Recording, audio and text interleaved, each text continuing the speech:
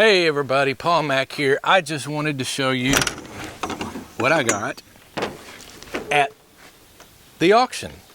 I've got a nice double bit axe. This one, I think it does have a name on it, but I will need better glasses than what I'm wearing now to be able to see that. The handle is still pretty decent, but you know, a lot of times you'll see, not so much this one looks fairly sharp on both sides. A lot of times you'll see one side of a double bit axe is a little bit duller than the other side, and sometimes this top edge has been worn down.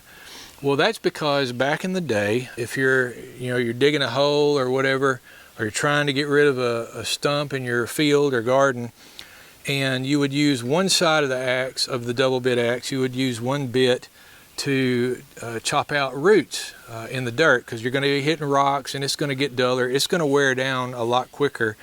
And you would save this side for trees that you were felling, and that way you wouldn't dull both of them as quick. But one side would wear out, the one that's used for roots or whatever would wear out a little bit quicker. And sometimes you see that in the flea markets when you're buying these. But anyway, the double bit axe. I got 3 more hand saws here. The one I'm really excited about, well, I'll show you the one I'm not that excited about. This one is just a cheap one, a small saw. I don't know how many teeth per inch that one is. Looks to be about maybe 8, something like that, 8 or 10.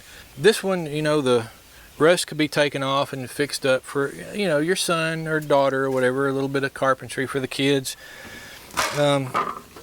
This one is probably, well, that one's probably a 10 inch.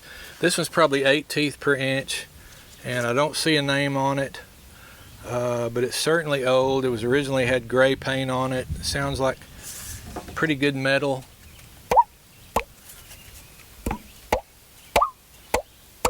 Well, maybe it's not that good. It's got a straight top on it. This would be a crosscut saw. This one looks like a ripping saw to me because it's got about 4 teeth per inch. The bigger teeth are generally ripping saws, and it has to do with the way the saw is sharpened. I'll explain more about that some other time.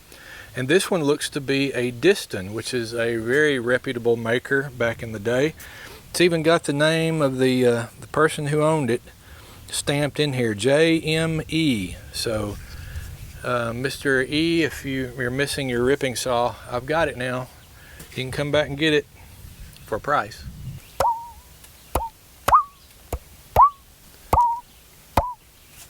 Well, look here what I've got. Does anybody know what this is? Well, I bet you do. I bet some of you do anyway. I bet most of you do. This is a mole trap or gopher, or you know, whatever's bothering your yard. Generally around here, my father-in-law used these a lot to kill moles that were tunneling in his yard. He just hated that. He hated walking out and then tripping over a mole hill in his yard, and it just messed his yard up. He liked to have his yard just beautifully manicured, took such good care of it, so he hated moles. And he loved these things. I'd go over to his house, and there was always usually one of these set or thrown, either ready to catch a mole or had just caught one. But anyway, to set this, let's see. It's got, you can see the big spring on it there.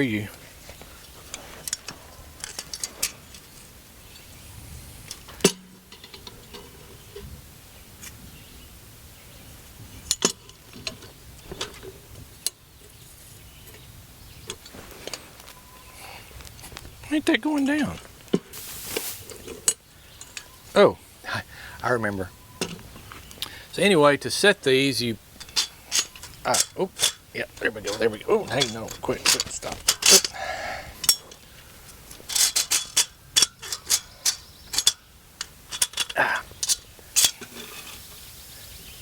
Oh, I got it. Oh, whew. Oh. Golly, oh, still don't have it. To set it, you pull that up. It's going to take 3 hands to do this, I think. Don't try that at home.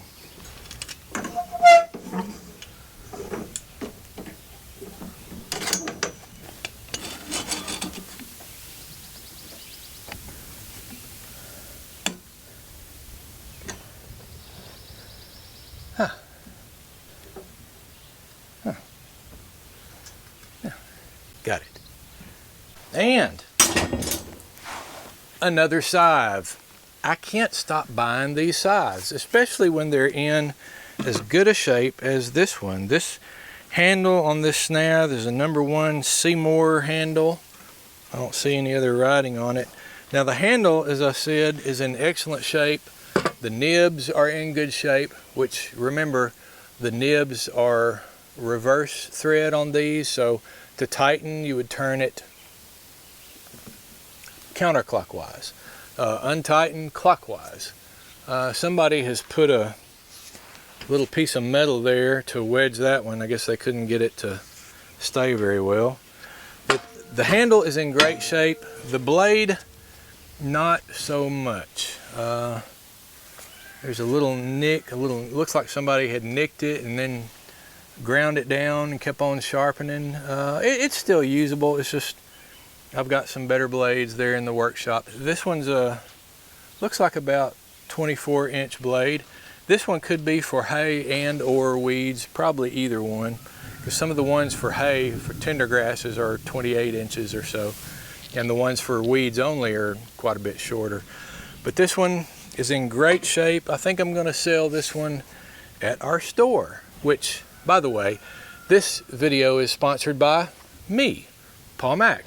And I want to tell you about our store that my family and I operate in beautiful Caddo Gap, Arkansas. It's called Gap Mercantile. It's an old-fashioned general store. The building was built in 1932, and we have a lot of things. We have antiques, we have old tools, we have old quilts, we have some new quilts, we have candy, soda pop, we've got jelly, jam, t-shirts. It's all kinds of things. Souvenirs, you name it, we've got it. Gap Mercantile. So come see us. If you want to buy any of these antiques, I'm not going to mail them to you. You got to come visit. Gap Mercantile. Look on my website, farmhandscompanion.com. Drill down. You can find our little page on Gap Mercantile. So come see us next time you're in the area. Oh, you're not going to believe this. I was so happy to find these. There were actually several boxes of these at the last auction. And these are Arkansas stones. We have a lot of Arkansas stones in Arkansas.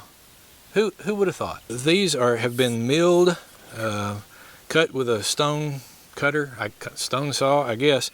They're very, very smooth. That's the nature of the Arkansas stone. It's one of the finest stone materials there are for honing, for very fine honing of woodworking tools, pocket knives, butcher knives, just what have you.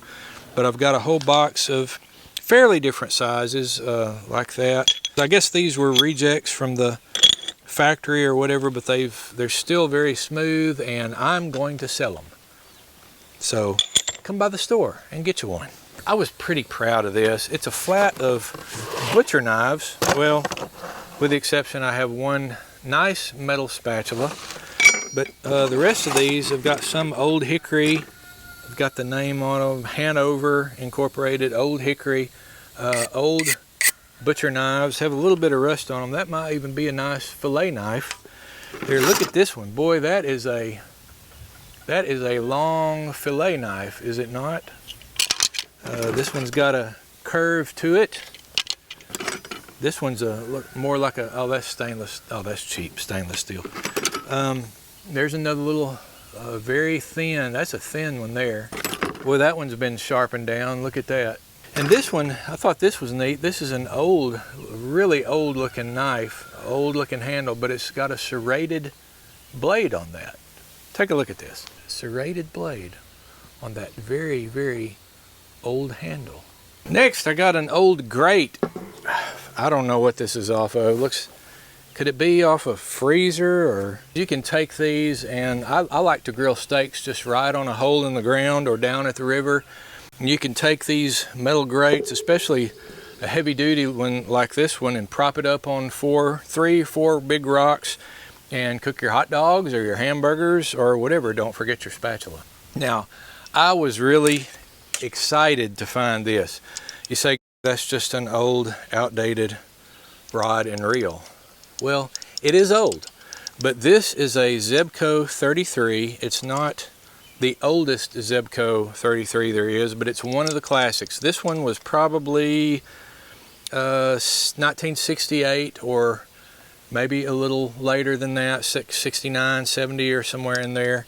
and I haven't opened it up yet. It's very rough. It's not turning well. I'm going to have to go in and clean it all up. But let me tell you something. These Zebco 33s, originally made in the United States, basically in Tulsa, Oklahoma, back in the day. And by the way, Zebco, originally the company was called the 0 Hour Bomb Company, I think. And they made, what was it? They made caps for oil drilling. I don't understand oil drilling, but something like that. But anyway, they started making reels because back at the time, most reels were bait caster reels. They're a little more difficult to throw, and when you throw them, you run the risk of making a bird's nest in there and getting it all tangled up. Well, this one man invented this style, which never got tangled. And Zebco took it on and started producing them. By the way, they sent, when they were still 0 Hour Bomb Club, they sent one of their reels to President Eisenhower. Well, the Secret Service saw that it said 0 Hour Bomb Company, and so they, I think, threw it in water, ruined it, or I don't know it. I don't know the story. Anyway, they thought it was a bomb. Well, then the company changed its name. Instead of 0 Hour Bomb Company, they became Zebco. So there you have it, the classic Zebco 33. The thing I like about these, and this is what I fish with, this and some of the old antique bait casters are basically all I now fish with. But these older style Zebcos from about the time I was born in 1968, from about 68, a little bit later, and earlier on into the late 50s, or on back into the late 50s, these reels were made to be a lifetime reel. In other words, if you bought one of these, you were not going to need another reel in your lifetime. They were designed to last. And even today, with some simple maintenance and adjustments and tinkering, these will still last if you fix one up your lifetime and beyond. So when I see these, I grab them. Zebco 33, the old classic. Plus, it's on a nice old fiberglass rod, which is very, very cool. I love these old rod handles with the cork. I just wish people wouldn't put hooks in the cork because it kind of ruins it. But anyway, old classic Zebco 33 rod and reel. So to set this, first you mash on the little mole tunnel. You know, they tunnel up. You mash down on part of the tunnel, not all of it, because they're going to want to come through and fix it and lift it up. You put these two spikes astraddle the tunnel where you mashed it down, and then that little trigger there, flat part sits on top of the part you mashed down. Well, when the mole comes along and pushes it back up, it trips this thing here, whoop, and kills your mole. I screamed like a little girl there, didn't I?